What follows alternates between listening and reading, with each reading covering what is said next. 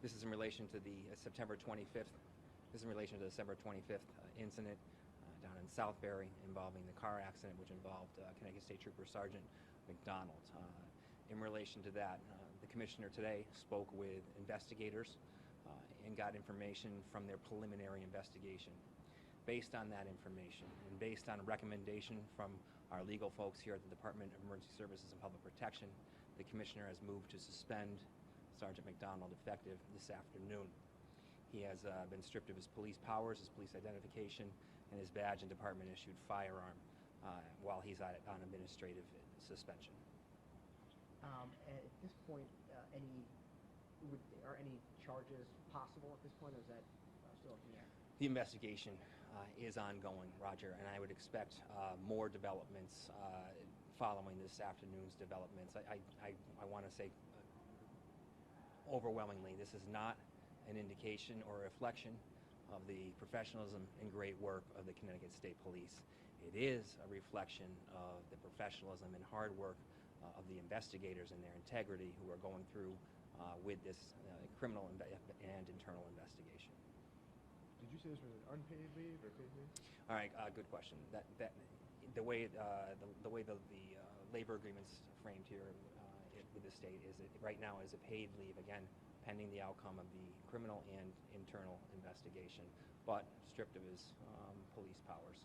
And I don't want to oversimplify it, but is the crux of the suspension the idea that it would be inappropriate for Sergeant McDonald to refuse a medical attention and a BAC in a blood test after a crash like that?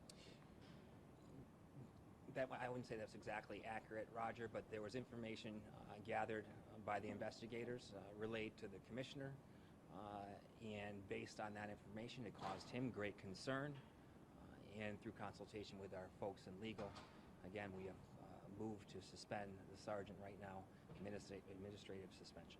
And what's the next step in the investigation at this point? You know, it's an ongoing investigation. Right now, the criminal investigation is still ongoing, and you have the internal investigation out there as well. We understand that we have to do our job incredibly professionally in these situations, and sometimes it doesn't meet with people's timelines. We understand the concern of the community, we understand the concern of the family and those who were injured and their family and friends, but at the same time, we owe it to them and to everyone to do a very thorough professional investigation, but at the same time, we have to show our transparency and accountability, and I think you're seeing the start of that today, and I expect more to come in the coming days or weeks. Is there anything that you want to say to the family? No. And also, how do you feel about how everything was handled at the scene? I'm not here to offer you an opinion, Dave. Look, if someone was injured, I feel bad. And you know, anytime something like this shows up in a police agency, you know, it's an embarrassment for the entire agency. But at the same time, we have to be upfront and held accountable for our actions.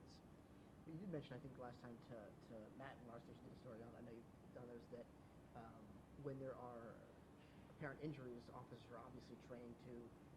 The treatment of injuries is the first priority, right? Always. Even before BACs, which I think something that might be a surprise to some, but when you frame it that way, I think people would understand, right? That officers, when they come to the scene, yes, sobriety checks are important. Medical treatment of the injured supersedes the sobriety test at that point, with the hopes of an investigation leading down the road to whatever the outcome is.